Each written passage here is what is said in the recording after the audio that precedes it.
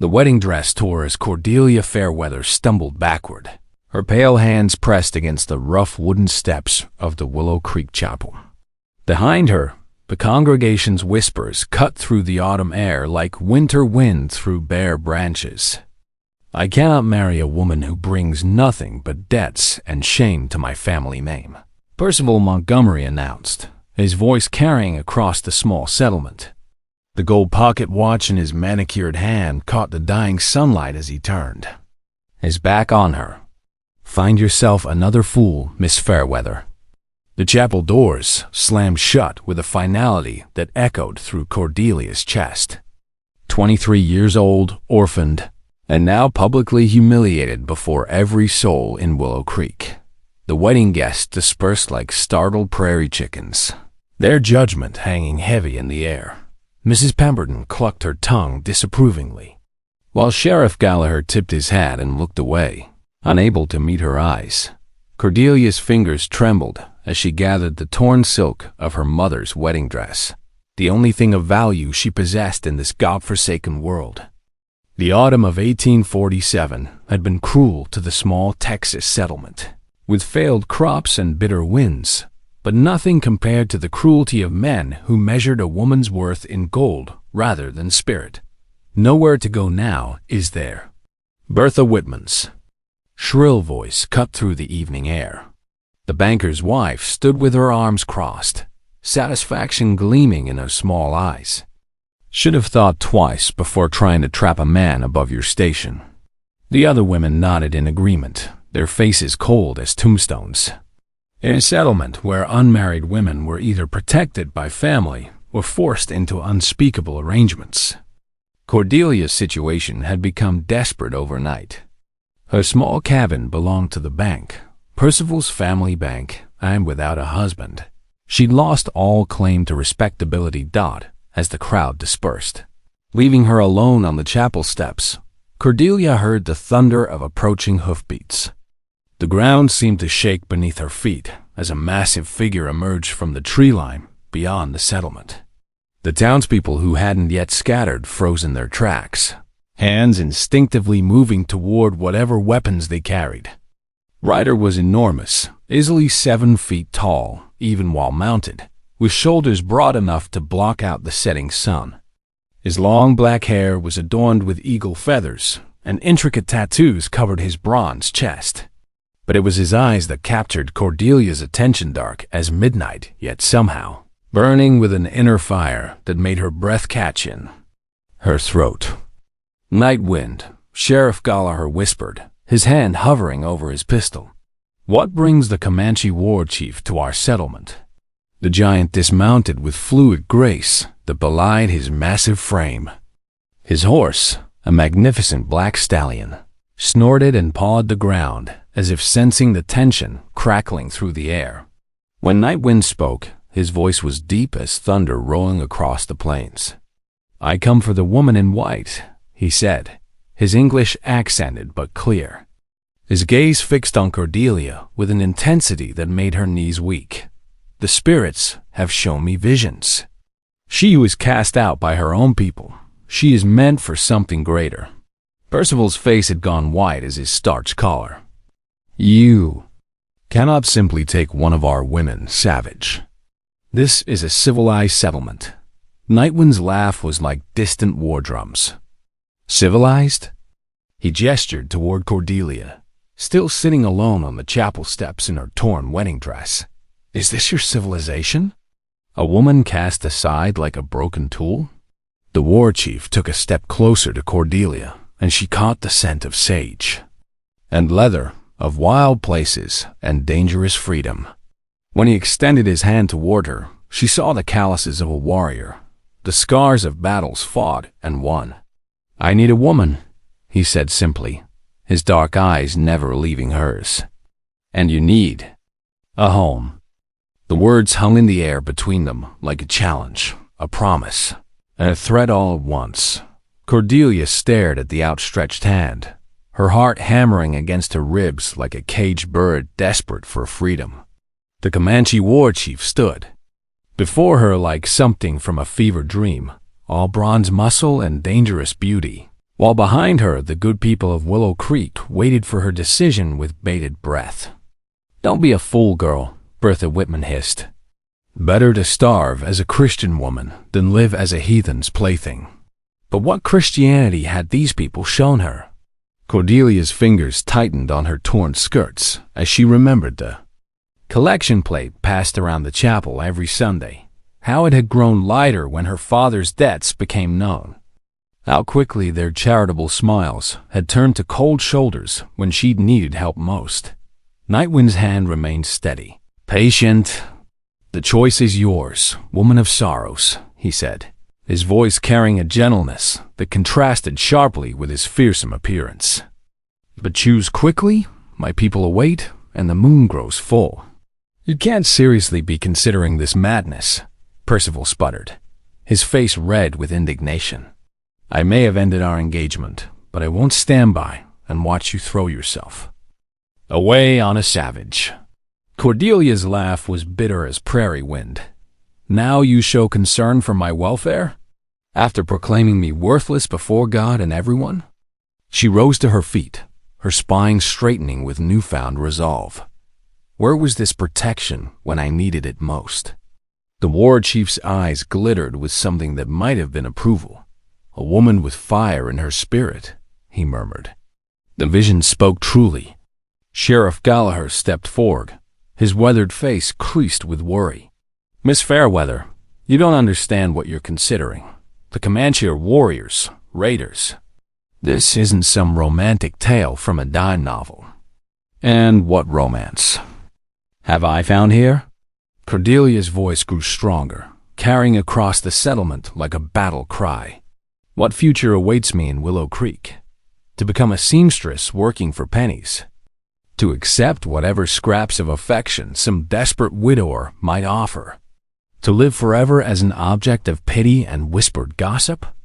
She looked around at the faces surrounding her, some fearful, some disapproving, all of them close to her. Now, these people who had known her since childhood, who had watched her tend her dying parents and struggle to maintain dignity in the face of poverty, they offered her nothing but judgment. Nightwind took another step closer, and Cordelia caught sight of the intricate beadwork on his leather vest, the silver armbands that caught the dying light. Everything about him spoke of a world beyond the suffocating confines of settlement life, of open skies and wild freedom. "What do you offer me?" she asked, her voice barely above a whisper. "Truth," he said simply. "A place among my people where strength matters more than gold, where a woman's worth isn't measured by her dowry, but by her courage." His dark eyes searched her face. "I offer you the chance to be more than what they would make you." Behind her, the chapel bell began to toll the evening hour, its bronze voice calling across the settlement like a funeral dirge for her old life. Cordelia thought of her parents, buried in the small cemetery beyond the church, and wondered what they would say. Her father had been a proud man, a veteran of the war with Mexico, who taught her to shoot straight and speak her mind. Her mother had been a gentlewoman from Virginia, who'd never quite adjusted to frontier life, but had faced each hardship with quiet dignity. Would they want her to accept this degradation, this slow death of spirit that settlement life promised?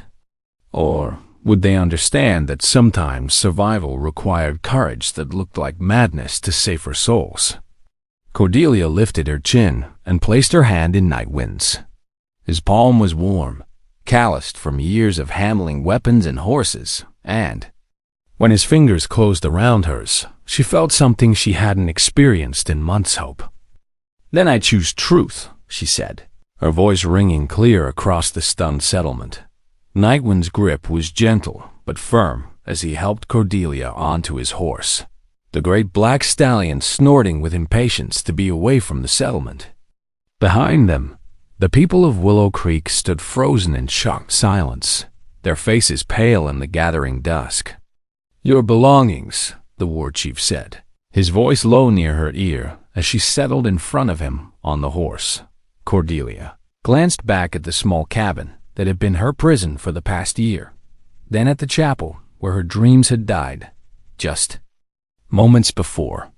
"I have nothing worth taking," she said, surprised by the lightness in her voice. "Nothing but what I wear." "Then we ride." His powerful arms encircled her as he gathered the reins, and Cordelia felt the horse bunch its muscles. Beneath them, "Hold tight, brave woman. The night calls us home." The stallion leaped forward like black lightning, and suddenly they were flying across the prairie, leaving Willow Creek shrinking behind them like a bad dream. The wind whipped through Cordelia's auburn hair, tearing away the pins that had held it in the proper style demanded by settlement society. She felt years of propriety and constraint falling away with each thundering hoofbeat. "Are you afraid?" Night Wind asked, his breath warm against her ear. Cordelia considered the question as they raced beneath the emerging stars. She should be terrified, riding through the darkness with a Comanche warrior toward an unknown fate. Instead, she felt more alive than she had in years. "No," she said, and realized it was true. "I'm free." His laugh rumbled through his chest, vibrating against her back. "Freedom is earned, not given. But you have taken the first step." They rode through the night, stopping only to rest the horse at a small stream where cottonwoods whispered secrets to the wind. Night Wind dismounted first, then lifted Cordelia down with easy strength. Her legs trembled from the long ride, and she stumbled slightly before finding her balance. "The dress is not made for riding," he observed, noting how the torn wedding gown had become even more bedraggled during their journey. Cordelia looked down at the ruined silk and suddenly laughed a sound of pure joy that surprised them both. "It was never made for living," she said, gathering handfuls of the elaborate skirt. With quick, decisive movements, she began tearing away the excess fabric, shortening the gown to a more practical length. "There, better suited for whatever comes next." Night Wind watched her with those dark, unreadable eyes. "You surprise me, settlement woman. Most would weep for such a dress. Most haven't spent their last penny on a wedding that ended in humiliation," Cordelia replied, braiding her wild hair back from her face. "I've learned that holding on to things that bring only pain is a luxury I can't afford." As they shared water from his pouch and strips of dried meat from his pack, Cordelia found herself studying her unlikely savior. In the moonlight, the tattoos across his chest seemed to move and dance, telling stories she couldn't yet read.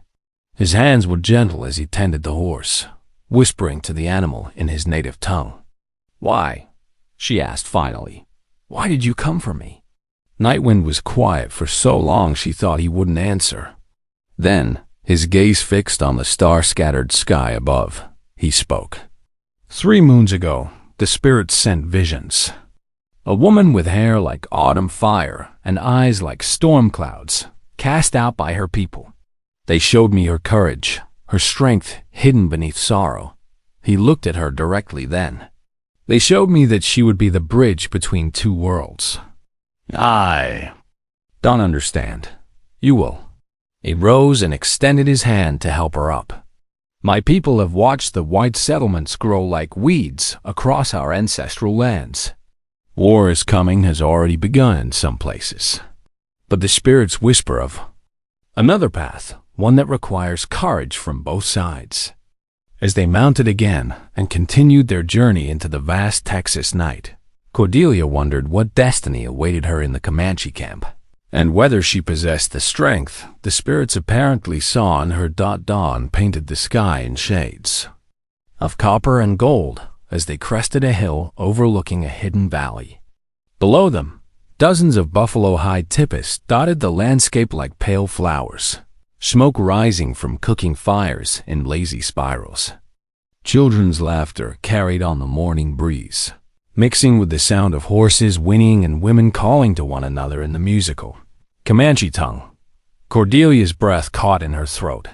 She had expected something primitive, savage. The stories told in Willow Creek had painted the Comanche as little more than bloodthirsty raiders. Instead, She saw a thriving community, organized and purposeful, with people going about their morning tasks with the same rhythms she'd known in settlement life. "My people," Nightwind said simply, pride evident in his voice. "The last free band of the Penatica Comanche." As they descended into the valley, heads began to turn. Children ran alongside their horse, chattering excitedly while adults emerged from their tippahs to watch the war chief's return. Cordelia felt dozens of curious eyes upon her, studying her torn wedding dress and pale skin with expressions ranging from suspicion to fascination. An elderly woman with silver braids and eyes like polished obsidian stepped forward as Nightwind dismounted. She spoke rapidly in Comanche, her tone sharp with questions. Nightwind responded calmly, gesturing toward Cordelia with respect. "My grandmother, Singing Dove," he explained, helping Cordelia down from the horse. "She asked why I bring a white woman to our camp when her people steal our land and slaughter our buffalo." The old woman's English was accented but clear when she addressed Cordelia directly. "You are the one from the visions?" Cordelia lifted her chin, meeting the matriarch's intense gaze. "I don't know about visions. I only know that your grandson offered me a home and my own people cast me out." Singing Dove circled her slowly, like a hawk studying its prey. "You have courage to speak plainly, but courage alone does not make one worthy of our protection." She stopped directly in front of Cordelia, close enough that the younger woman could smell sage and wood smoke in her clothing. "Can you work?" "I can cook, clean, sew, tend gardens, and shoot a rifle if needed," Cordelia replied without hesitation.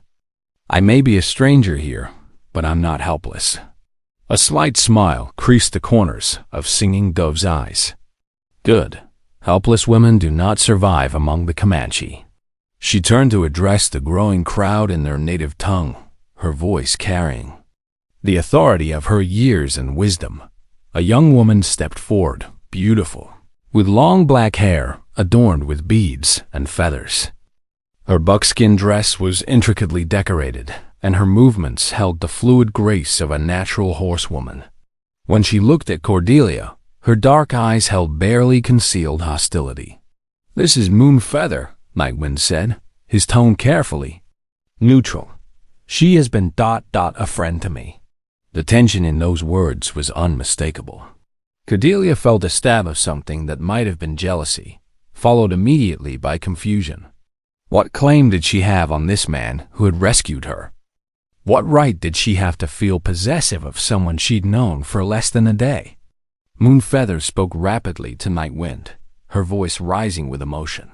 Even without understanding the words, Cordelia could hear the pain and anger in the young woman's tone.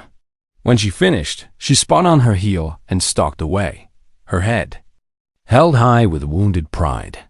"She does not welcome my choice," Nightwind said quietly. "She had hoped. Expectations that will not be fulfilled." Before Cordelia could respond, a commotion arose from the far side of the camp. Warriors were returning, and from their triumphant shouts and the extra horses they led, their raid had been successful.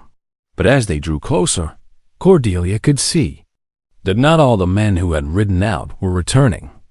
The celebration of their return was tempered by mourning cries from the women whose men would never come home. In that moment, Cordelia understood that this world, for all its beauty and freedom, carried dangers that settlement life had never prepared her for. She was no longer just a rejected bride seeking refuge. She was a white woman in a Comanche camp, and the complexities of that position were only beginning to reveal themselves. 3 days had passed since Cordelia's arrival, and she had thrown herself into learning the rhythms of Comanche life with desperate determination. Singing Dove had assigned her to work alongside Laughing Water, a kind woman whose husband had been among those lost in the recent raid. Through patient gestures and broken English mixed with Comanche words, Laughing Water taught her to prepare buffalo hide, gather prairie herbs, and tend the cooking fires. But not everyone in the camp viewed her presence with Laughing Water's quiet acceptance. The white woman brings bad medicine. Cordelia overheard Swift Arrow telling a group of warriors as she collected water from the stream. Since she arrived, our scouts report soldier movements to the east. Her people come looking for her. The accusation sent ice through Cordelia's veins. She had fled Willow Creek believing she was escaping to freedom. But what if her presence here brought danger to these people who had offered her sanctuary? That evening, as the camp settled around their fires, Singing Dove summoned her to the central fire where the elders gathered. Cordelia approached with her heart hammering, aware that many eyes watched her every step. Nightwind sat among the warriors, his face unreadable in the flickering firelight. "White Dove," Singing Dove said, using the name she had given Cordelia, "you have worked hard these past days. But hard work is only the beginning. To truly belong among us, you must prove that you understand what it means to be Comanche." An elderly man with a scarred face and graying braids leaned forward. "Our young men risk their lives to protect this camp. Our women give birth to warriors and raise them to die for the people. What sacrifice will you make?" Before Cordelia could answer, the sound of approaching hoofbeats silenced the camp. A lone rider appeared at the edge of the firelight, a white man in a dusty cavalry uniform, his horse lathered with sweat from hard riding. "Lieutenant Bradley Morrison," the man announced, his voice carrying across the suddenly tense camp. "I come under a flag of truce to negotiate for the return of Miss Cordelia Fairweather." Cordelia's blood turned to ice water. Morrison was Percival's cousin, a career soldier who had always looked at her with barely concealed disdain. His presence here meant that Willow Creek hadn't simply let her go. They considered her a captive to be rescued. "There is no captive here," Nightwind said, rising to his feet with fluid grace. "Only a woman who chose freely to leave your so-called civilization." Morrison's laugh was harsh. "No white woman chooses to live among savages. Miss Fairweather has clearly been coerced or threatened. I'm here to return her to proper Christian society."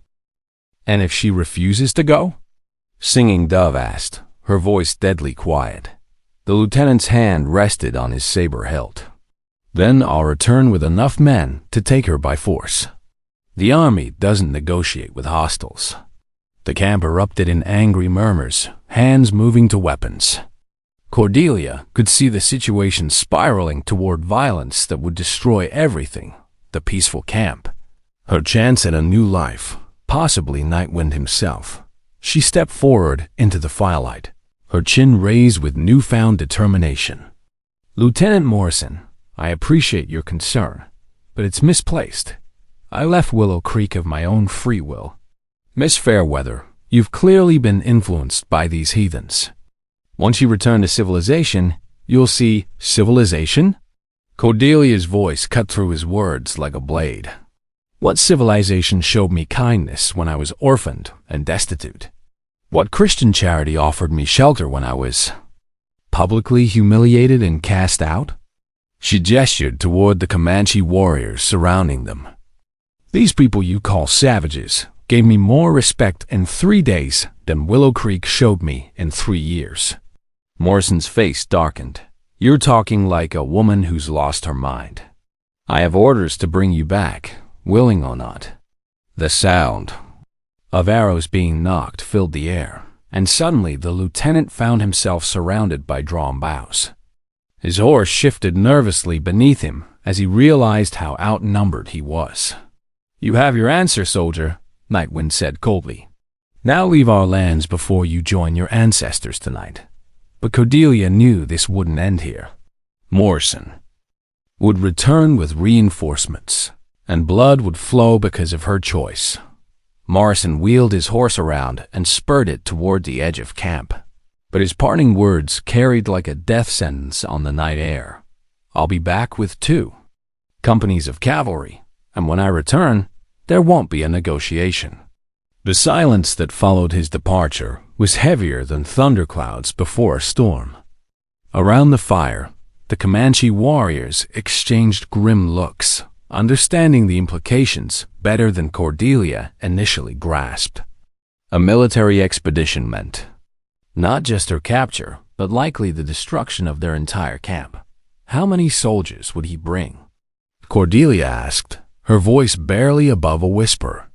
Perhaps 60 men, Nightwind replied, his jaw tight with controlled anger. Enough to surround the valley and ensure none escape. Singing Dove rose slowly, her ancient bones creaking like old leather. The spirits warned of this choice. The white woman brings change, but change often requires blood to purchase it.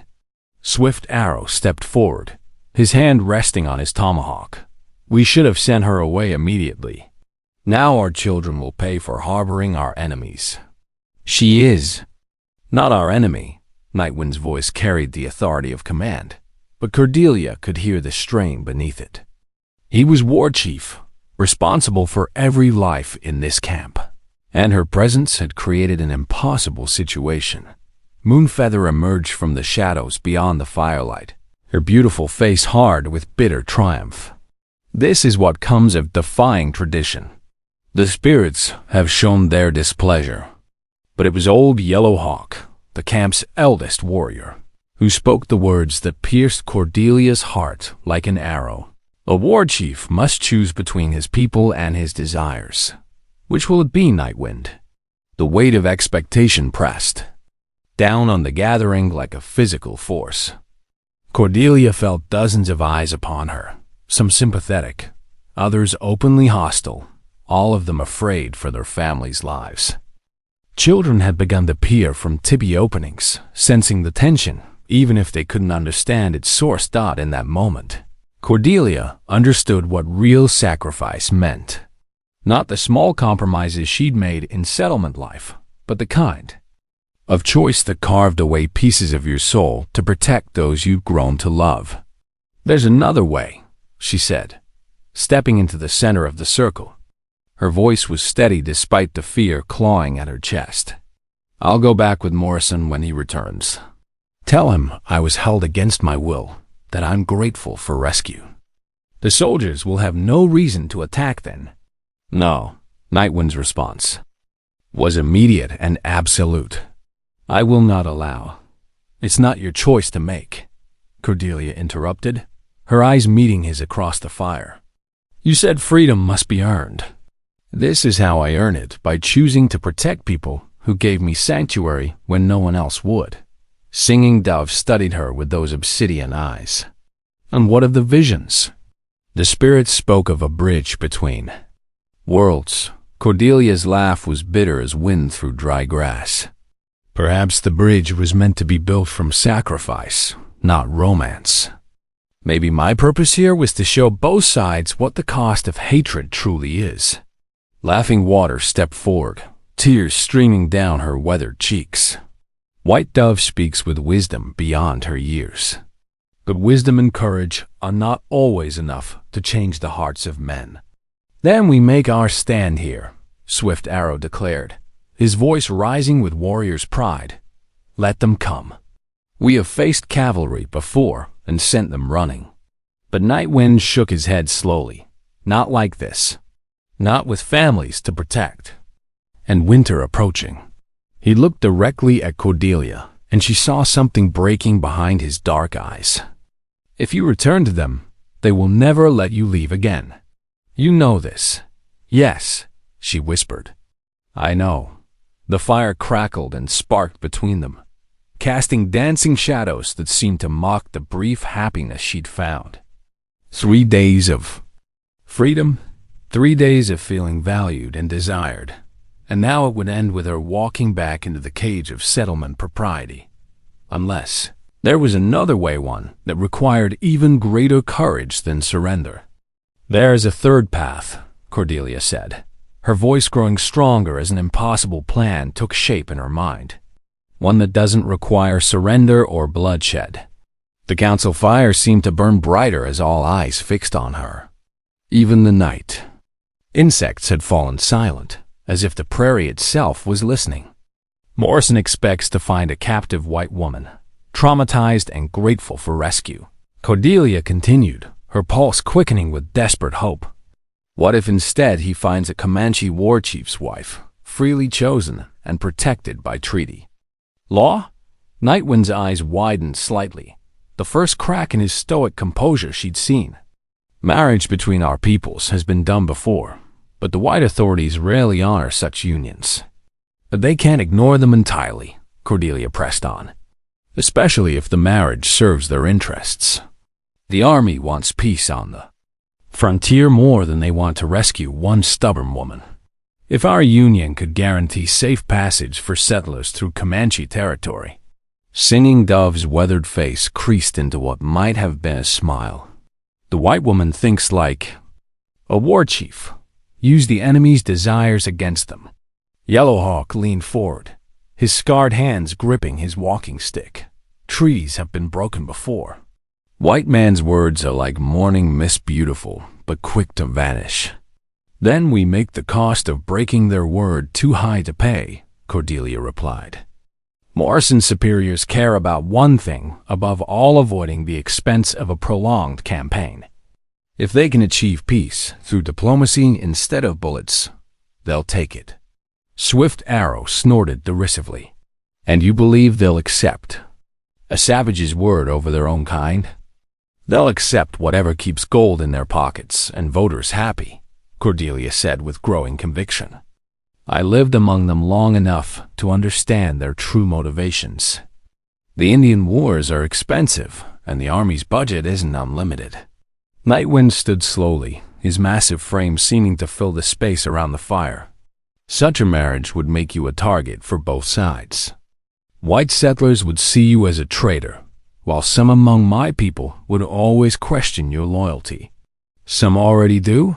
Cordelia glanced toward Moonfeather, whose beautiful face had gone pale as bone in the firelight.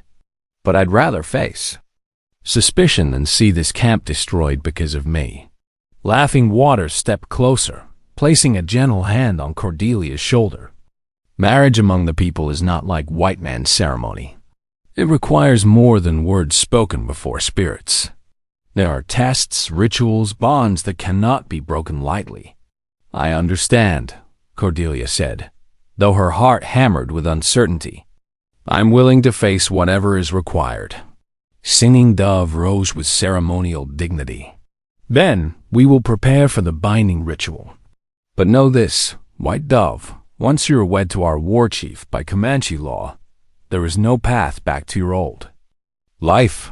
You will be one of us in all ways, sharing our fate whatever it may bring. The old woman's words carried the weight of prophecy, and Cordelia felt the last threads connecting her to Cordelia Fairweather of Willow Creek finally snap. She was crossing a threshold from which there could be no return. When will Morrison come back? She asked. 2 days, perhaps 3, Nightwind replied.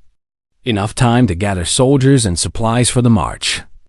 Then we have that long to prepare, Singing Dove declared. The other women will teach you our ways, our ceremonies. You must understand what it means to be a Comanche wife before the soldiers arrive. As the council dispersed, Nightwind caught Cordelia's arm gently. Are you certain of this path? Once we are wed, I will protect you with my life, but I cannot shield you from all consequences. Cordelia looked up into his dark eyes, seeing her own reflection flickering there in the firelight. I've never been more certain of anything. These 3 days with your people have shown me what life could be when lived with courage instead of fear. Then tomorrow we begin the marriage ceremonies, he said softly, and pray that our gamble saves more lives than it costs. Dawn came with unseasonable warmth, as if the spirits themselves blessed the union about to take place. Cordelia had slept little, her mind racing between anticipation and terror. Now, as Laughing Water and 2 other women led her to the sacred bathing pool upstream from camp, she felt as though she was walking through a dream. First, you must be cleansed of your old life, Laughing Water explained as they reached the crystal-clear spring fed by underground streams. The water will wash away who you were, preparing you for who you will become. The ritual bathing was unlike anything Cordelia had experienced in her former life. The women sang ancient songs in voices that harmonized with the wind through the cottonwoods, and the water itself seemed to carry away more than mere dirt and fatigue. As they scrubbed her skin with sage and sweetgrass, Cordelia felt layers of settlement propriety and constrained femininity dissolving like morning frost. When they emerged from the pool, Singing Dove was waiting with a bundle of soft doeskin clothing. The dress was a work of art, intricate beadwork and patterns that told stories Cordelia was only beginning to understand. Fringes that would dance with every movement, and sleeves decorated with porcupine quills dyed in brilliant colors. "This belonged to my daughter," the old woman said softly as she helped Cordelia into the garment. "She died in the winter sickness 10 years past. I had hoped to see it worn again by a daughter of my blood, but the spirits have other plans." The dress fit as though it had been made for her, and when Cordelia caught her reflection in the still water of the pool, she barely recognized herself. Her auburn hair had been braided with feathers and beads, her skin bronzed by 3 days of prairie sun, and her eyes held a brightness that had been absent for years. "Now you look like one of the people," Laughing Water said with satisfaction. The wedding ceremony itself bore no resemblance to the rigid Christian rituals Cordelia had known. The entire camp formed a great circle around the central fire, their voices rising in songs that seemed to call down blessings from the endless sky above. Children scattered flower petals while warriors performed ritual dances, their movements telling the story of how the earth and sky had first come together to create life. Nightwind appeared as the sun reached its zenith, magnificent in ceremonial dress that made him seem less like a man than like some ancient god of war and protection. His chest was painted with symbols that spoke of his deeds in battle, his courage in the hunt, his wisdom as a leader. When he took Cordelia's hands in his own, she felt the calluses earned through years of wielding weapons and gentling horses. Yellow Hawk spoke the binding words in the ancient tongue, his voice carrying across the prairie like thunder promising rain.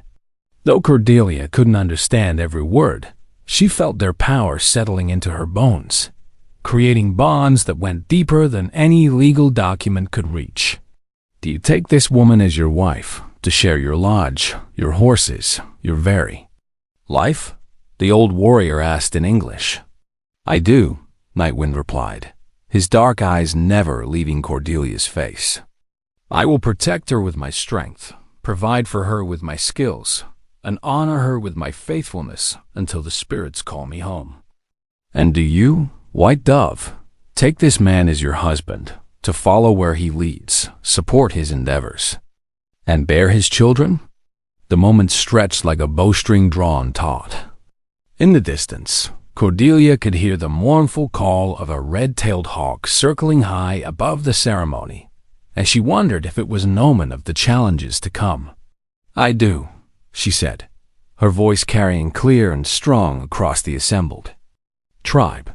"I will stand beside him in war and peace, share his burdens and his joys, and be worthy of the name he gives me."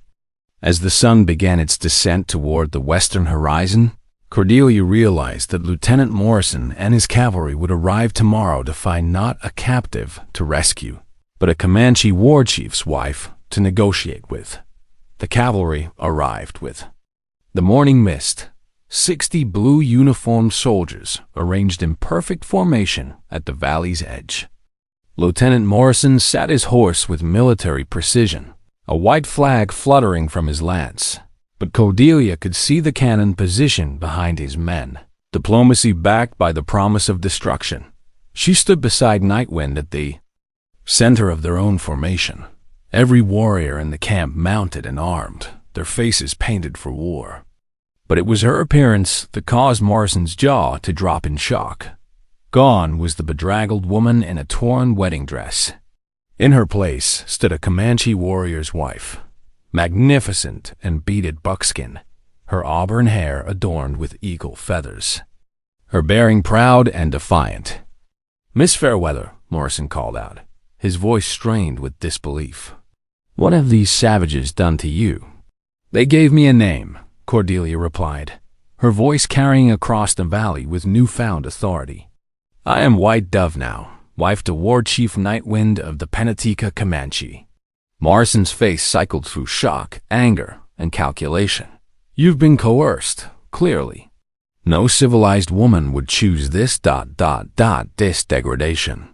Nightwind's hand moved to his war axe, but Cordelia placed her fingers on his wrist, a gesture of restraint that didn't go unnoticed by the watching soldiers.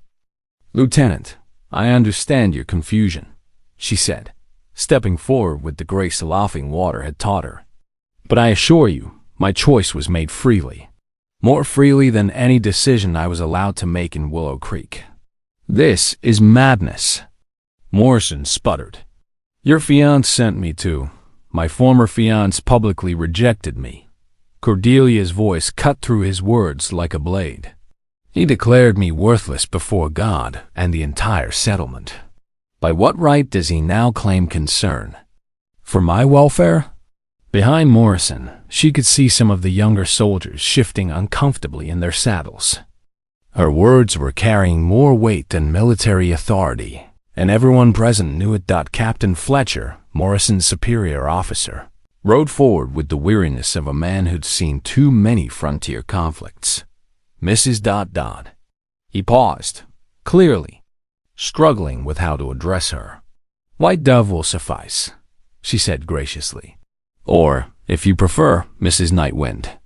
Fletcher's eyes narrowed as he studied the situation with professional assessment.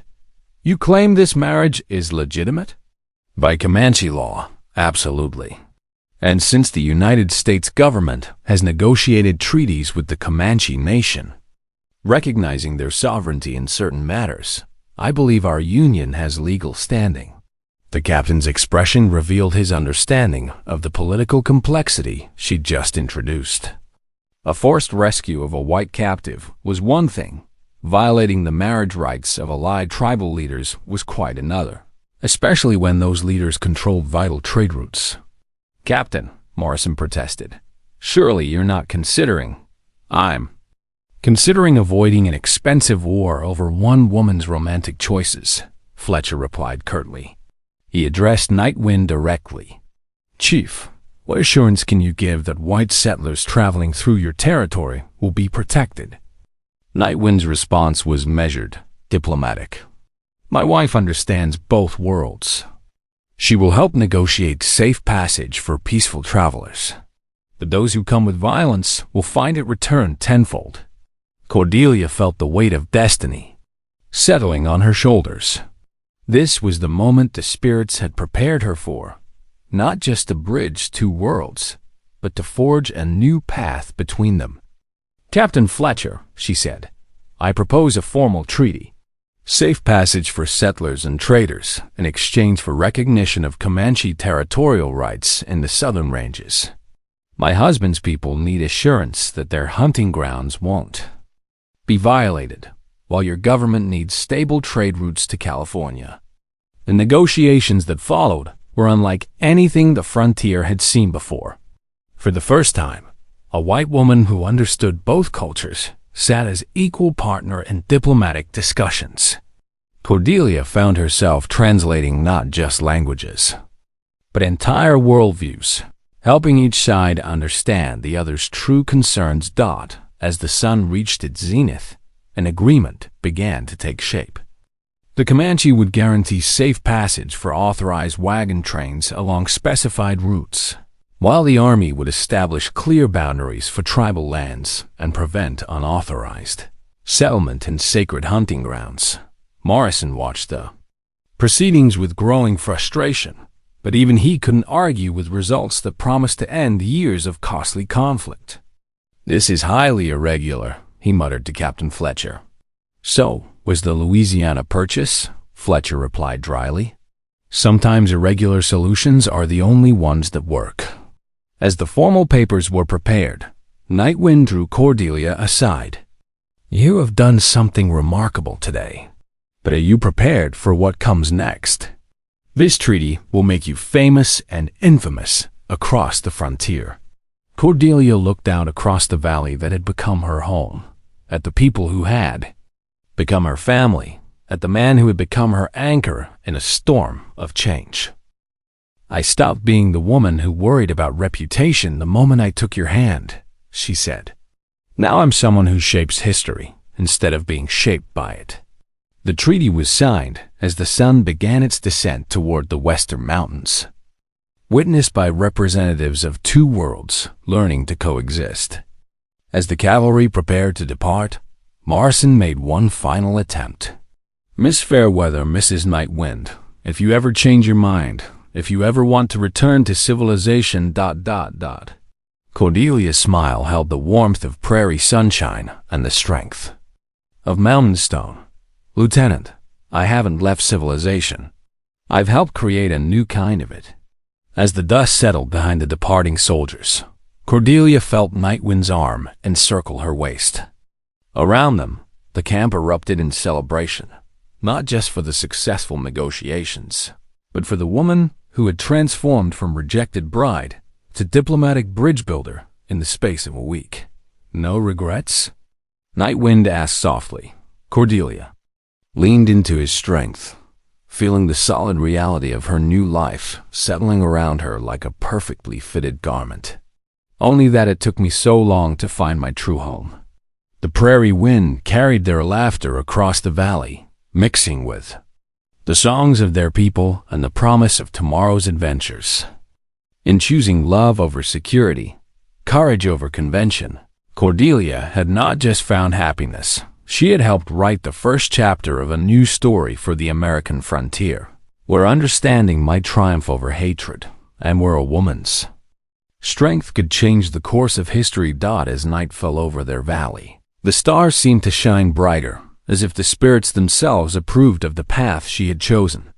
The rejected bride of Willow Creek was gone forever, replaced by White Dove, Comanche wife, diplomatic pioneer, an architect of peace between two worlds that had forgotten how to see each other as human. And in Nightwind's arms, surrounded by the warmth of their shared lodge and the endless possibilities of their shared future, Cordelia knew she had finally found the home she had always been searching for, not in a place, but in the courage to become who she was truly meant to be.